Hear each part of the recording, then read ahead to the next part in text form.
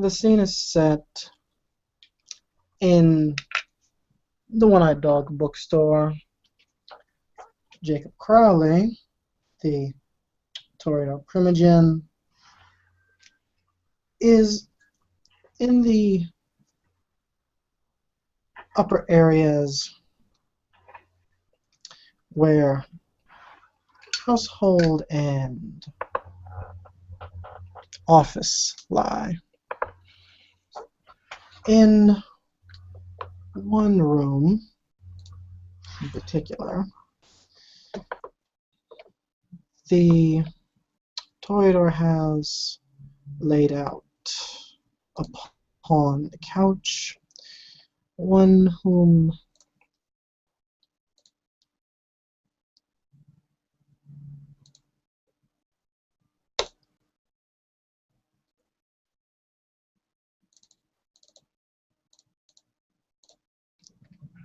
he had picked up that evening from his usual herd of the college students and writers who frequent the store.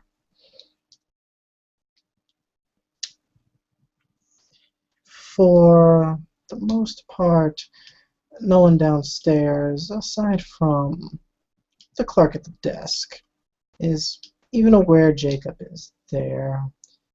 He was quite surreptitious in bringing the lady upstairs where he could feed upon her in peace, subduing her panic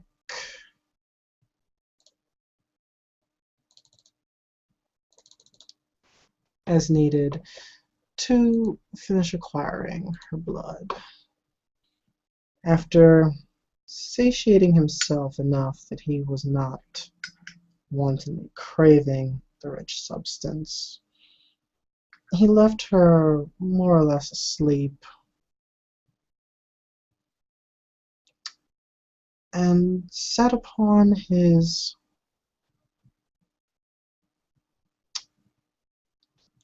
office chair to watch the room down below through the cameras that had been installed.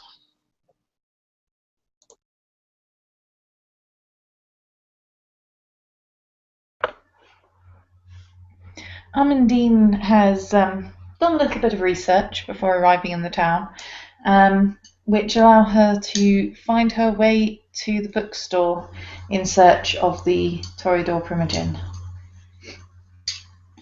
She makes her way in relatively confidently, quite sure that this is likely to be the right place, if only because it is still open at this hour, and most bookstores tend to close quite a bit earlier. She heads towards the desk and asks the store. Is there a woman running the store or a man running the store? This time around, it's a middle-aged woman. She's about, say, 35-ish, has a conservative outfit, the sort you'd see on a librarian even, or low-level businesswoman. Brunette hair is very tightly wound in a bun, and she has vibrant green eyes that seem to glow with her smile when she introduces herself as a lady named Elizabeth. Nice to make your acquaintance, Elizabeth. I don't suppose you could point me in the direction of Mr. Crowley? Elizabeth will reply that she can, in fact, point you in the direction of Mr. Crowley.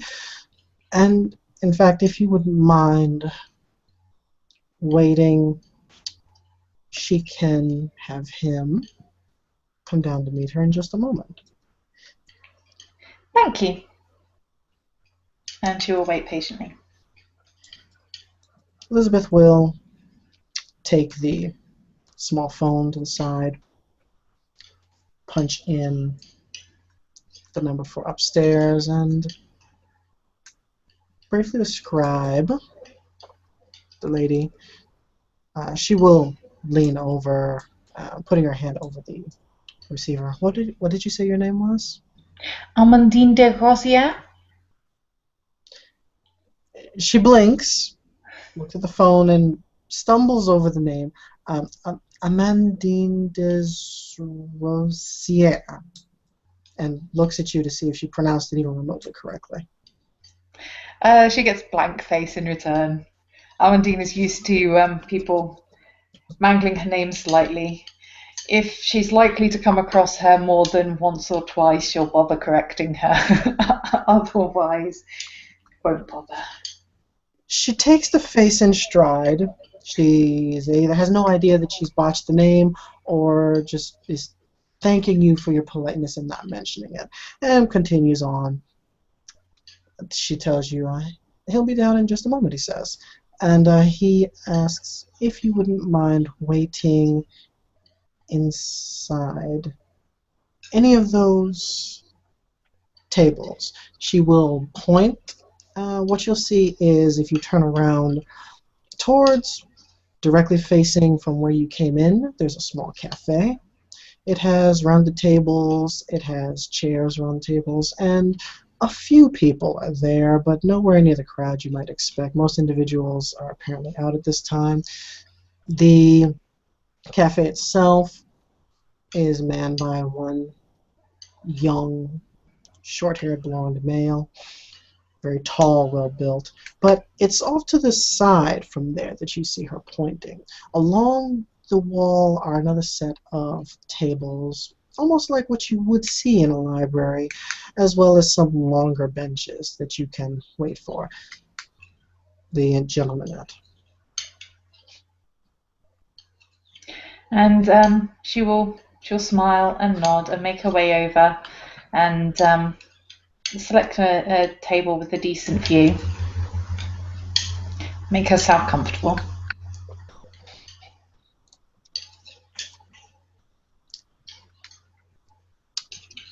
Quick question. As you're sitting there, are you watching the counter or just the room in general in front of you, or anything in particular? Just in general, she's keeping her eyes open. If the cafe person happens to come in her direction, it's. I mean, from the description, I'm not sure whether these particular seats are part of the cafe or not. They're not part of Um, the cafe. They're on the outside of the wall. I mean to um, say they're on the opposite side of that wall, so they're not in the cafe itself. cool. So yeah, she'll have a bit of a casual look around because she's kind of sitting there with not much else to do. What you will see is a much younger woman. She looks to be in her early 20s. Will come in the door. This woman, raven black haired, and from the look of her, one might say tomboyish perhaps. She's keeping her hair short and is coming little more than a leather jacket for the outside weather, completely blank white t-shirt, and a pair of jeans and boots. She will make her way immediately up the steps behind the cashier counter, and as if on cue, almost as soon as she's up the stairs, Jacob can be seen coming down. He is dressed in all black this day, short sleeve shirt, no tie or other particularly special items on him, just a casual shirt and well-tailored dress pants. He will take a moment looking around for you And once he catches your eye, we'll head over.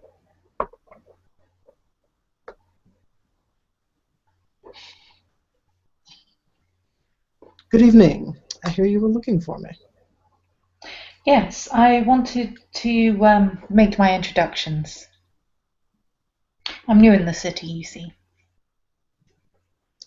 Jacob's going to raise an eyebrow at that. And let's see how fate feels about me today. There.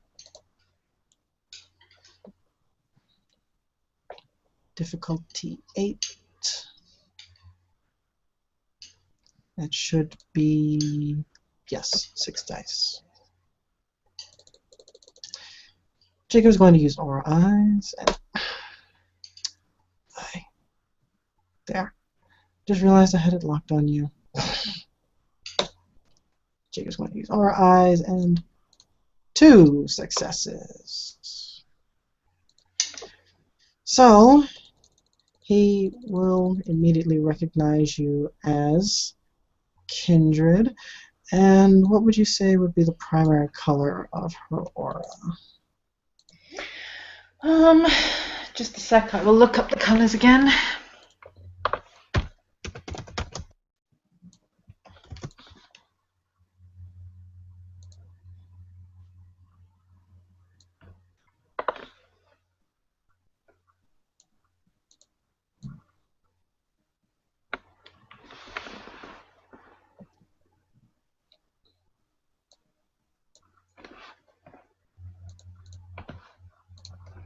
I can toss you a copy of it in the chat if you like. I have a Nope, I have found it. Awesome. I'm just having a quick look through. Mm-hmm. I would say the primary colour is probably violet. Oh, well that upraised eyebrow is then going to be met with a slightly wider smile. And after the pause, he will turn and wave his hand towards back towards the cashier area. Well, in that case, I usually do introductions in my office. If you would care to join me. Of course. And she will stand and presumably follow him if he leads the way. He will lead the way. They go behind the counter. The lady just looks at you, smiles, and gives a little wave of her hand as you go by. Once you all are in the room, Jacob will lock the door. You can probably hear the lock click with no trouble. It's not particularly muffled. Inside the office, this is the downstairs office. It's rather classical of what you would expect of a bookstore, meaning there are books everywhere, lining shelves all around. They seem to be organized by category, with the primaries being fictional works, poetry, short stories, novels. And at his desk, which is where he will sit, and there is a chair on the other side for her, is a simple matte black wood with a calendar and set of pens atop of it. And she'll take a seat with a little bit of a glance around. I think she can figure out what his passion is fairly easily. Jacob will provide her with a wide smile and say, "So, my name is Jacob Crowley, and yours was?" Amandine de Rosière. Amandine de Rosière. You may have heard of my sire, Jacqueline de Rosière. Let's see. So control is 4, so just 4 dice.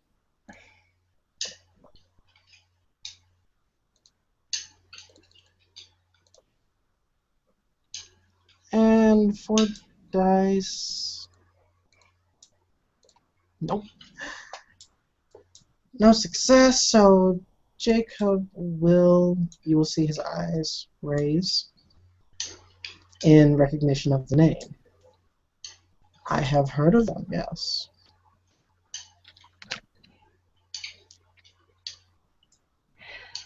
Well, as you may guess, it can be quite a large shadow to break out of in the same city. So I was rather hoping to make a name for myself somewhere else. Like here, perhaps. This is certainly a good city for one to try and make a name for themselves in. It has plenty of room to grow. I am presuming from your notable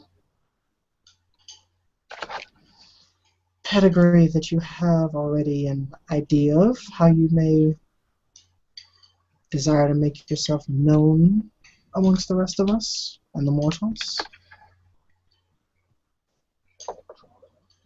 Something of an idea. Of course, I always like to ensure that I fit within the city. It is important to be aware of one's clanmates as well as one's expectations. Very, very much so. I'm glad that you took the time to come and introduce yourself. It means quite a bit to us to know whom is passing in and out, especially when they carry a bit of notoriety alongside them. She'll smile.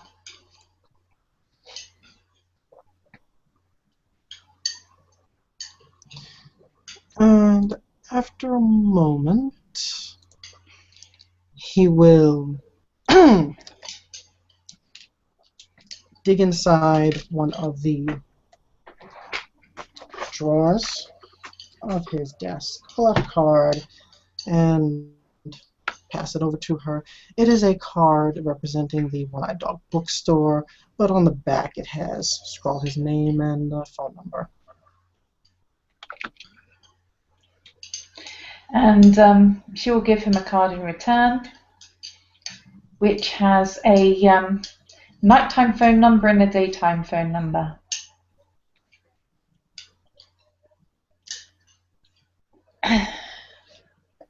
As he takes the card, he looks it over, flips it left and right, and pockets it. And it just has her name in a small rose in one corner. It doesn't kind of have anything else to it. To the point. I like to try and keep in touch with those of us who pass through this city, especially in case you may need any assistance in approaching others of authority that may be important to you. Well, I could certainly use an introduction or a point in the right direction if it's not too much trouble. No, not too much trouble at all. It's more or less the least I could do for a new face. At least a new clanmate's face. And after a moment of fishing around, he will pull out another card. This one is blank. He will then pull out cell phone, flip it very briefly, and scribble down another number. He glances up briefly. You do know who the prince is in the city, yes? Not as yet. The research suggested some level of uncertainty. Let's just say word does not travel as well as it might.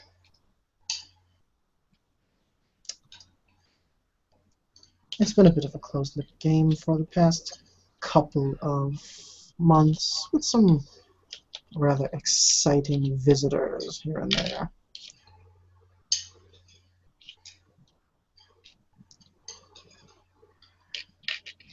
And if you want to try and discern what you can of his tone from that, you're welcome to try. I am guessing, let's see, perception, empathy? Yes. And I throw it there. I'll say just difficulty 7. So just the one success, I think. Okay.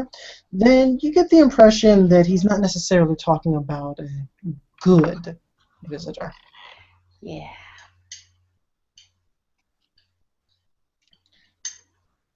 But he doesn't really leave much room to converse about it, and instead it just pile drives right into the next sentence. The current prince of the city is one Lysander Eudocia, a rather constant staying force in the city. I dare say he may have been one of the longest standing residents here.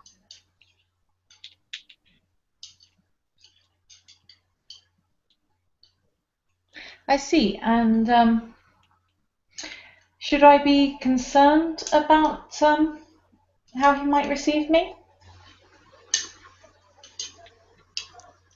He is on good terms with our clan, I take it. I have not heard of any personal dislike of his aimed towards the roses.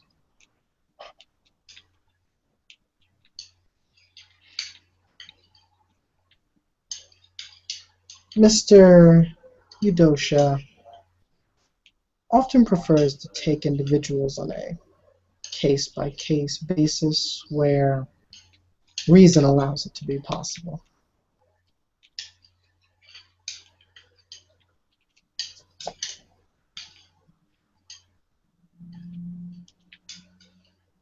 I see. Do you have any recommendations for my meeting with him? I know that some princes prefer, shall we say, more anachronistic modes of dress.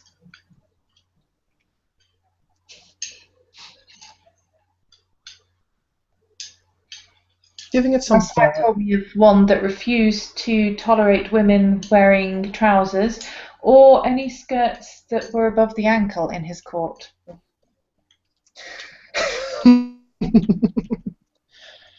I do believe I have heard of that one. That was an entertaining time.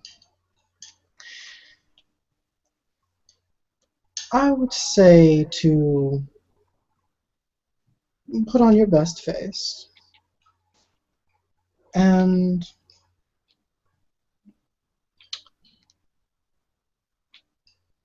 wear a smile and a bit of heart on your sleeve.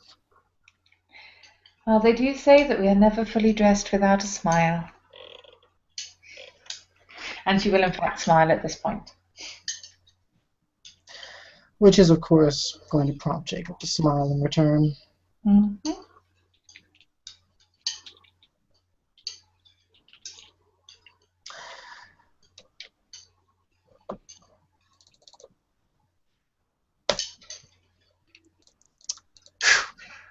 Yay.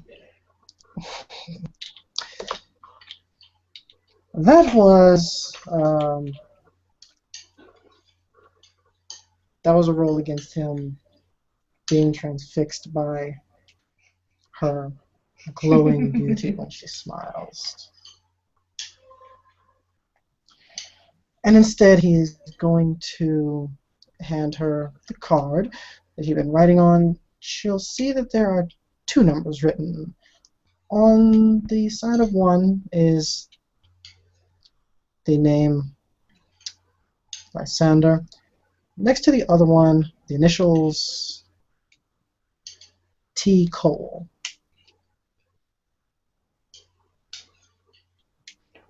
And this Cole individual? I take it is his secretary?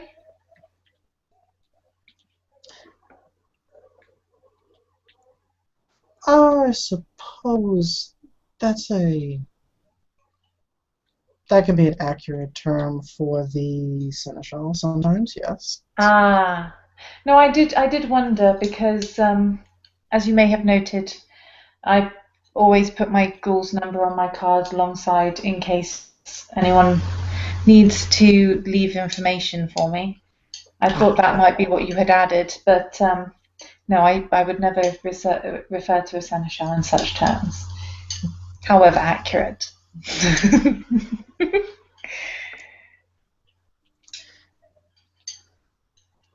I do hope you find your way to setting up in the city for some time. We can always use more beautiful, resourceful people to enrich the society here.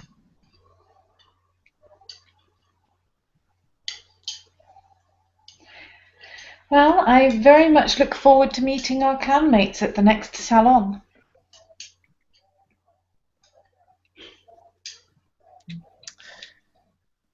Now it is Jacob's turn to give a blank face.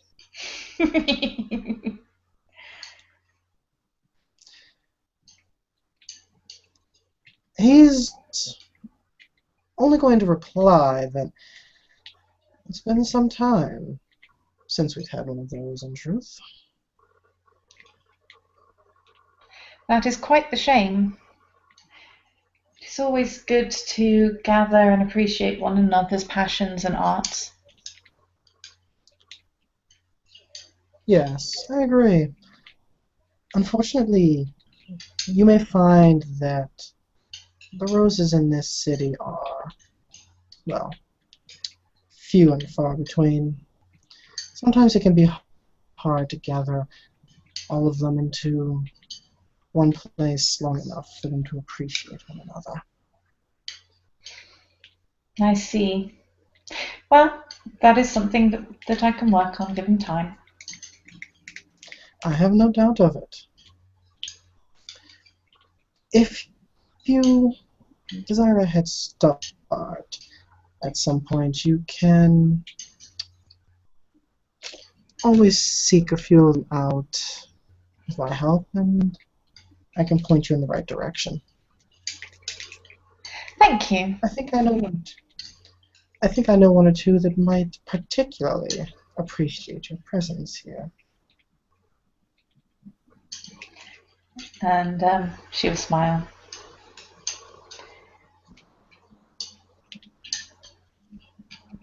I would appreciate that greatly.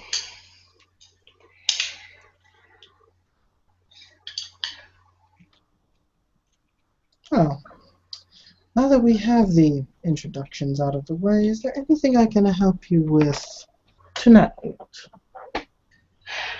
Well, I was wondering if anyone would be likely to object were I to make myself a haven in the fashion district. Of course, I'll need to discuss this with the Prince and the Seneschal, but your advice would be appreciated. The fashion district, it is... Ah, yes. By the park area. It is... Well, the few times that I have made habit of passing through, I have found it a enjoyable area. I've admit to spending too much time there. But, well, let me think for a moment. See if anyone's ever laid any recent claims that I should be aware of. He's just taking a second to think about it. Wow, out of character, I look at the map and see if there's anything I missed recently. Out of character, not that I could find, but yeah, there's a map. So if it's not on the map, I'll just assume that if someone has, he just wouldn't know about it. Yep. Especially with last announcements from the prince at his first Elysium.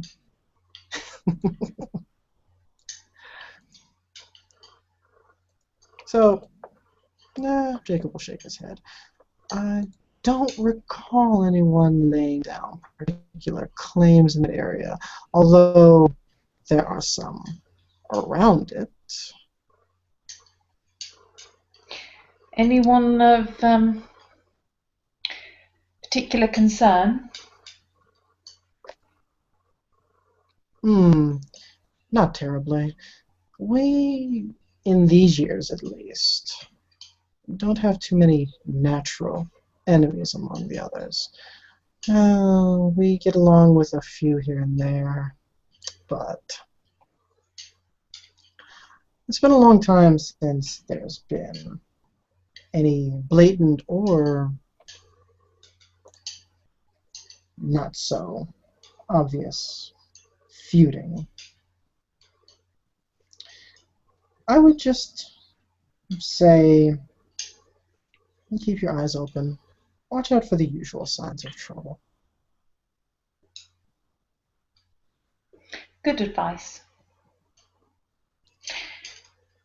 And I shall certainly take it to mind.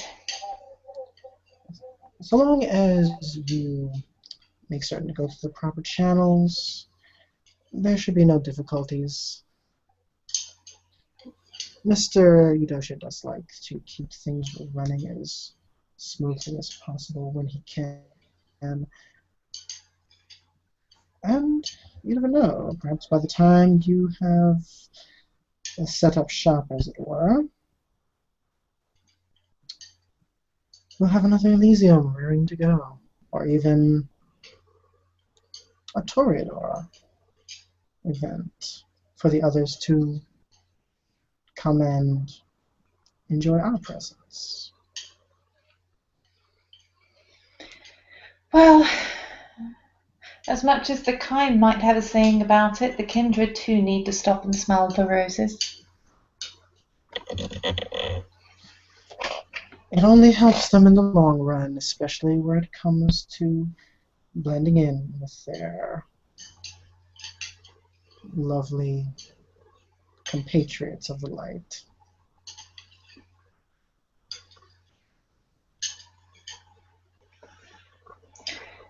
Well, I thank you for your time, and I apologise if I interrupted anything. Not at all. It is my pleasure to introduce you to the city. And likewise, if you ever have need of anything, or if you're trying to find something that you'd like to add to your collection, perchance, I'm something of a finder of things.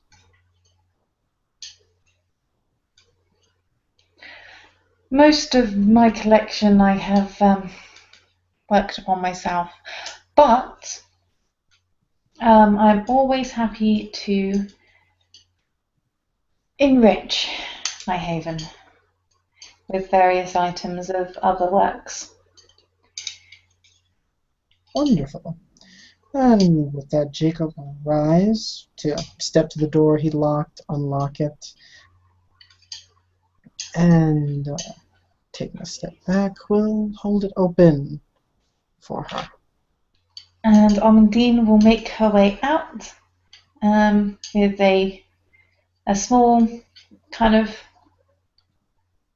I'll go with a curtsy. I think her skirt will probably be full enough to manage it just about. Small curtsy before she leaves.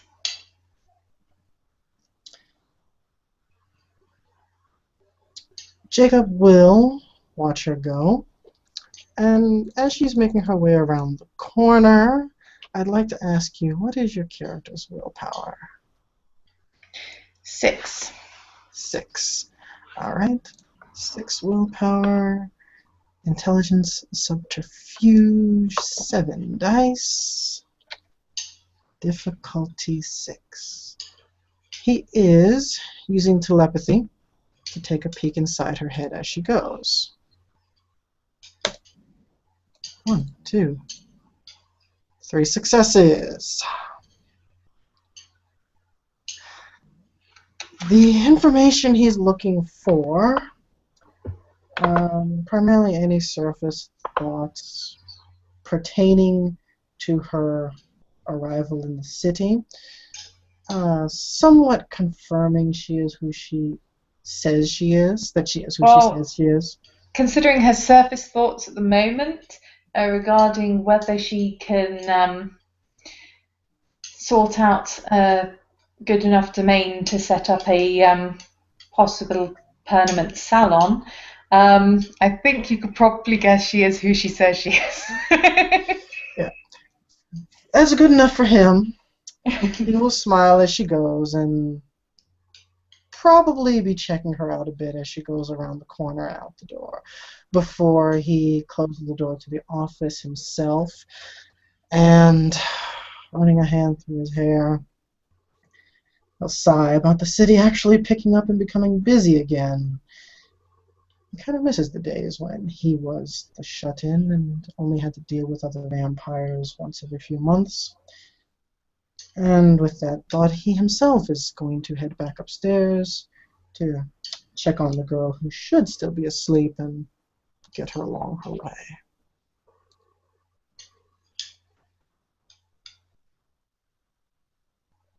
And there the scene will end.